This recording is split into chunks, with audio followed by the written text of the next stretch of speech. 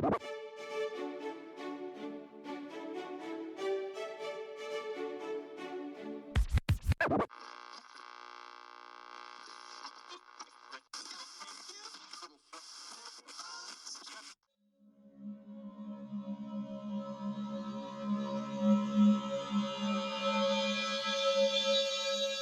Poli Sci coming at you. Michael Pickering here with another Tuesday's Top 10 list. But a little local lo-fi news for you first. Check this month's issue of Letters of the Lofi Poli Sci, featuring Leila Bella Walto and Aaron Diamond. Their words touch us all.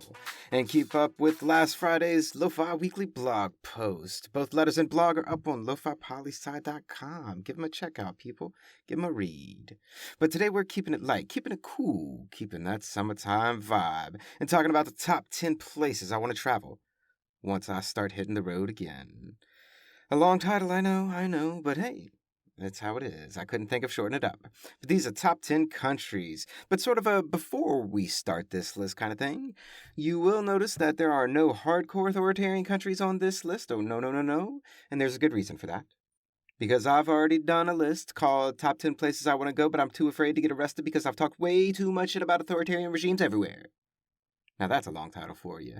So revisit that list if you're really interested, because I still do want to go to those places. Just, it's not this list. But this list also doesn't include places that I've been. And this list is not necessarily in any order at all. But these are the next top 10 countries I do want to go to once I start to hitting the road again.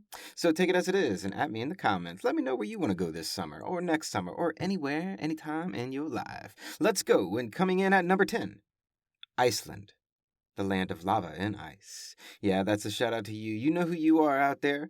But what a beautiful place with great music and really volcanoes and ice at the same time. I'm so there. And number 9, Japan. I need to see the biggest and most populous city on Earth, Tokyo, Japan. I'm there. Number 8, New Zealand. I mean, beautiful countryside, mountains, weather, and maybe most importantly, Hobbiton is there. And if you don't know what Hobbiton is, then you just got your geek card revoked, but you can keep on to your nerd card. Yes, you can, because after all, you're listening to this cheesy-ass podcast. Number 7, Senegal. I'm coming. With or without Akon City. I'm coming. And Dakar, Senegal is a place I need to be. So I will. Number 6, and you knew this was going to be on the list, Chile. Need I say anything more? Chile, I am coming. Just wait for me. I'll be there. Number 5, Greece. And you may not know this one about me, but in undergrad, I minored in classical studies with a focus on Greece and ancient Greek culture and architecture and cuisine and art and the mythology, and I have a deep love for Greece. I'm there. Number 4, Madagascar. And if you know me well at all, you knew this was going to be on the list too. Lemurs. You get me? Lemurs. Need I say more? Number 3, Mongolia. And you know, I don't have a super interesting reason or a quirky response for why I want to visit Mongolia. It's just always been a place that's fascinated me. So Mongolia, I'm coming.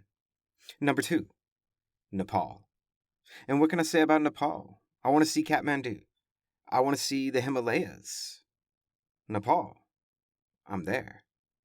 And number 1, which may very well be number 1. I'm undecided. But if there is a number 1, it may very well be Guatemala. I mean, there's a lot of reasons I want to go here. And I've wanted to go for a very long time. Black sand beaches. I mean, that's just a starting place for you to understand the uniqueness that I see in Guatemala. And there's so much more to this for me. But Guatemala, I'm there. And that's my list, and some of you may already be saying in your head, whoa, I am so surprised he didn't put Antarctica on the list. And you know what? I almost did. I really thought about it, but then I thought about it, and I was like, it's so damn cold, and I'd likely just want to stay for maybe 10 minutes and get some pictures of some penguins playing, and then I'd be peace out. And I really just couldn't justify in my head all the fuel and resources it would take for me to get there and back just for 10 minutes of a few pictures of some penguins. I'd be the worst environmentalist ever. So I'll just go to the aquarium this summer, which, BTW, I much, much prefer the aquarium over the zoo. It smells 10 times better. And I love fish. So if you're all lo-fi-like in the city this summer and planning an aquarium trip, come tell me hi. I'm there. And that's this Tuesday's Top 10 list. Check out lofipolisci.com. The music, the episodes, the blogs, the letters, the art. Add us on all the socials, people. And it's not a cliche or a catchphrase. It's a lifestyle. Always remember that Lofi Poli Sci is more than just me. It's the we that we be. Talk to you soon, Lo-Fi listeners. Pickering, signing off.